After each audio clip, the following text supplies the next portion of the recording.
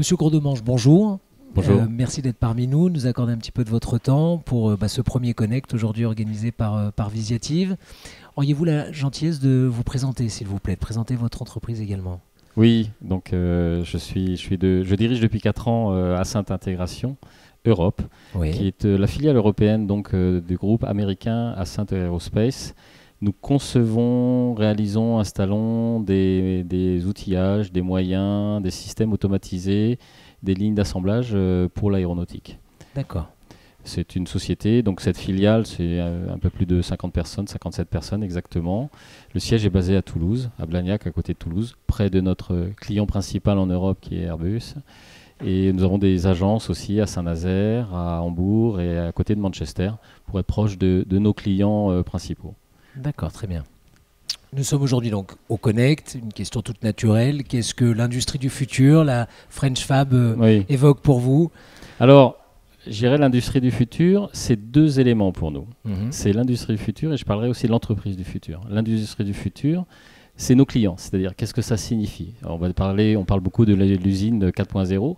Donc c'est effectivement nous qui concevons notre valeur ajoutée, notre savoir-faire, c'est de proposer des solutions innovantes, de l'ingénierie, de l'intelligence pour optimiser les coûts, les solutions pour les lignes d'assemblage de nos clients. Donc on réfléchit à ce que pourrait être la ligne du futur pour l'aéronautique en l'occurrence, mais pas seulement. C'est aujourd'hui beaucoup effectivement des évolutions avec la digitalisation, la numérisation qui va s'appliquer dans les usines, même sur des usines très manuelles, avec des aides opérateurs, beaucoup de visualisation. Le but étant de faciliter, simplifier, garantir la qualité. Nos clients, notre client Airbus notamment, ce qu'il attend, c'est ce qu'il appelle sécuriser sa production, dans le sens assurer la qualité, les délais. Son process. Voilà, son process. Donc effectivement, là, l'industrie du futur, pour nous, elle est tournée vers les solutions que l'on pourra proposer ou intégrer, et en intégrant notamment les nouvelles technologies comme la fabrication additive, la robotique collaborative, même les moyens de contrôle non destructif, innovants, etc. Voilà. Et après, la deuxième facette de ce qu'on appelle l'industrie ou l'entreprise du futur, c'est notre entreprise du futur, Ascent Intégration Europe. Et donc ça, c'est effectivement autour de nos collaborateurs, les femmes et les hommes qui sont très engagés, leur donner évoluer, leur donner les moyens d'exprimer leurs talents et finalement de les aider à exprimer ces talents, de travailler en équipe, de collaborer et en fait d'être que les outils numériques, les solutions numériques que l'on mettra en place les aident à se concentrer finalement sur leur valeur ajoutée qui est de proposer des solutions, de proposer de l'optimisation. Donc là, ce sont réellement les enjeux finalement. Les enjeux, c'est vraiment effectivement d'avoir ces outils, de développer ces outils ou ces futurs outils numériques de plus en plus intégrés pour que effectivement donc les hommes et les femmes qui forment la valeur ajoutée de Ascent Intégration avec l'ingénierie, etc., soient vraiment et leur focus sur finalement leur talent et leur valeur ajoutée.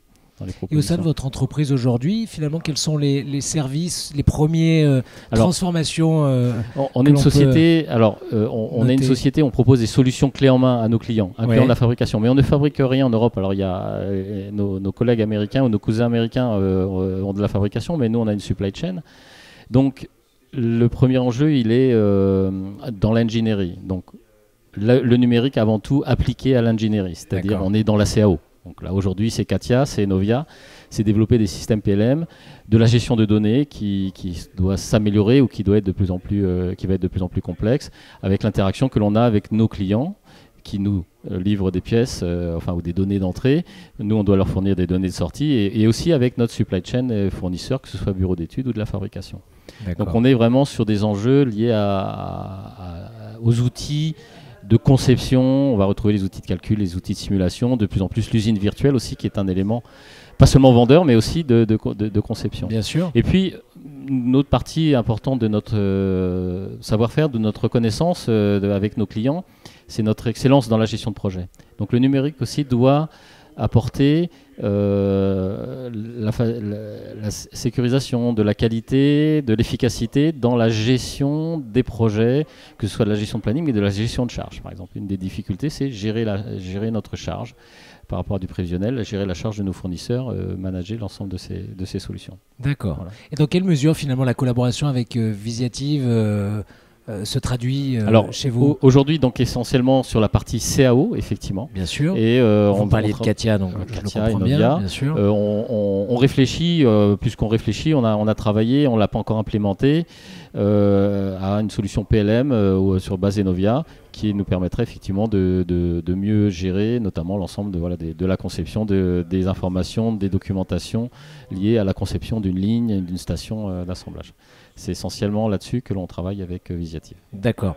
Donc des projets à moyen, long terme? C'est un projet, je dirais aujourd'hui, c'est un projet à court, moyen terme, le développement de ce PLM. Et à plus long terme, l'idée est quand même d'avoir des outils numériques beaucoup plus intégrés. On parle de 3D expérience. Aujourd'hui, on est encore sur du Katia. On applique aujourd'hui Katia V5 parce que notre client Airbus est en Katia V5. Donc on se met en phase avec lui. Suivez le mouvement. Voilà. Le prochain avion ou sur un autre client comme Dassault, on sera sur du 3D expérience. 3D expérience va offrir aussi des potentialités d'outils numériques vraiment beaucoup plus performants. Bien sûr. Et là, ça sera l'occasion effectivement de l'appliquer. Aujourd'hui, vous avez des services qui sont donc concernés par cette transformation numérique. Est-ce que d'autres le seront à l'avenir? Je dirais qu'une fois de plus, on retrouve donc le service ingénierie projet qui sont très liés. À terme, je vois un outil numérique plus intégré qui intégrerait la finance, qui pourrait intégrer la finance, la comptabilité dans le sens de la finance, c'est-à-dire une gestion de charge se retrouve aussi derrière dans la finance, dans la gestion des ressources, et dans la gestion RH aussi. Donc finalement, un système que l'on n'a pas aujourd'hui et qui serait sûrement implémenté, alors là on parle peut-être plus de moyen long terme. Oui, j'imagine. C'est un système complètement intégré où on retrouve effectivement l'ensemble des fonctions, notamment autour des ressoutes. Ça trouverait tout son sens, voilà, bien RH, sûr. Finance, projet, planning, avec la technique derrière. D'accord, super. Ça c'est peut-être un peu plus lointain. Oui, un peu plus long terme, mais je comprends bien que finalement vous vous inscrivez dans cette démarche. Alors, des mesures ont été prises, de nouvelles arrivent. Voilà, et l'enjeu pour notre entreprise, mais pour beaucoup d'entreprises, quand je discute avec mes pairs, c'est que les équipes adhèrent à un système. Il faut qu'un système, un outil numérique, quel qu'il soit, je veux dire, local ou intégré, il faut qu'il soit utilisé. Et l'enjeu, il est humain, finalement. Il est que les gens l'adoptent, l'acquièrent, l'utilisent et que tout le monde l'utilise. Et que voilà. Et ça, l'enjeu. Tout le monde s'y retrouve. L'enjeu, il est là. Il est là. C'est une difficulté que vous avez aujourd'hui? C'est pas une difficulté aujourd'hui parce qu'on n'a pas peut-être encore développé cet outil intégré, mais c'est mon expérience qui parle. Et quand je partage avec d'autres dirigeants, c'est quelque chose qui ressort. Donc l'enjeu, il sera anticipé, c'est-à-dire qu'il faudra faire participer les collaborateurs quand on développera un nouvel outil peut-être plus intégré, que les collaborateurs participent ou un certain nombre de collaborateurs participent pour que derrière il soit utilisé.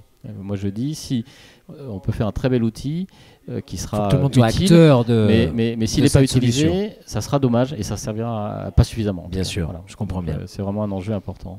Mais écoutez, Monsieur Courdemanche, merci d'avoir répondu à toutes ces questions.